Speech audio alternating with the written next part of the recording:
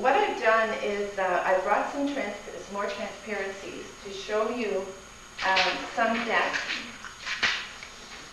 These transparencies I made from my own decks. I have 7 decks, and I don't want this to influence your decision on what deck is right for you. I just wanted to give you some sampling of what is out on the market. And I can't stress enough how important it is for you to choose a deck that you resonate with. You remember I mentioned the weight deck. The weight deck was interesting to me, but it didn't call to me. It didn't motivate me enough.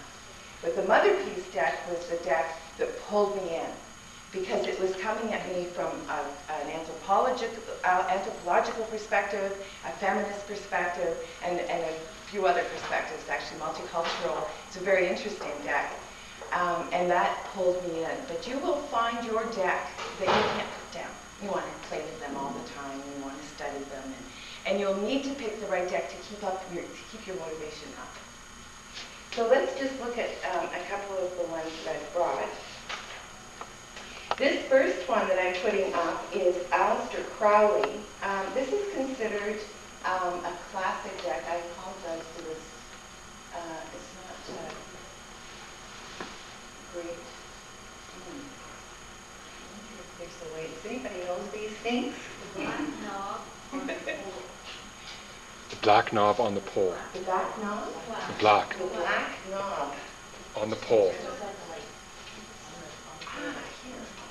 Thank you. It's not getting any better.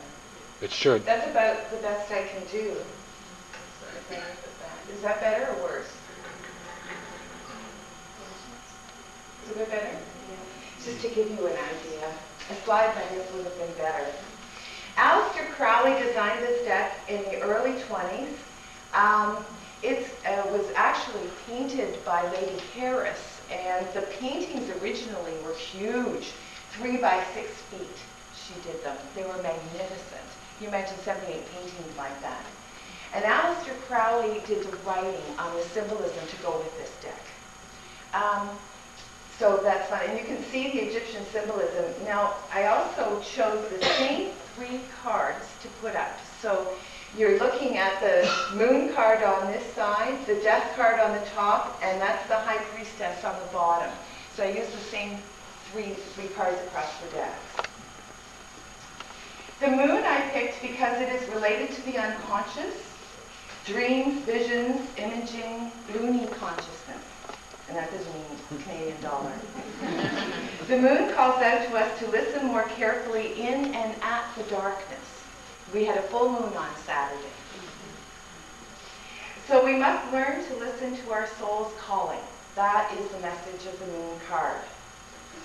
The death card, and of course I've already talked to you a little bit about the death card, points to change, dramatic, abrupt, unexpected, and not good or bad.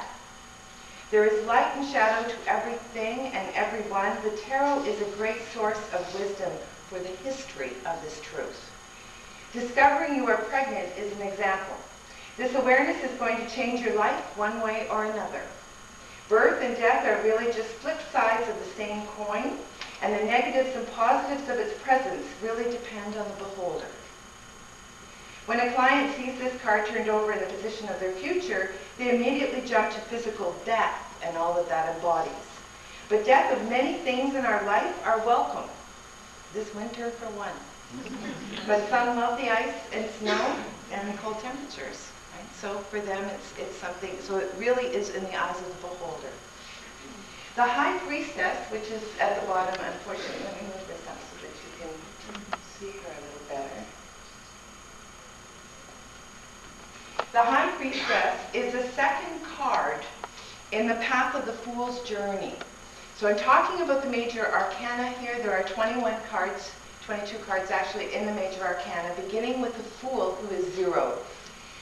The major arcana talks about the Fool's journey. So we begin with the Fool at 0, and then the first stage of development that the Fool meets is the Magician. The Magician stage is manifesting. So we come into the world completely innocent, ready to absorb all kinds of information and experiences, and we're naive and so kind of brave and courageous because we don't know the consequences yet of our actions. And our first stage is manifesting.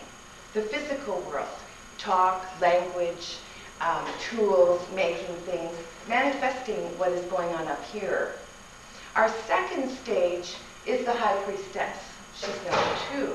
And the high priestess is she represents what our spiritual mother, and she sits between consciousness and unconsciousness and reminds us after that first stage of development that the visions that we feel, our creativity comes from our unconscious, and she helps us to translate messages from the unconscious mind to the conscious mind.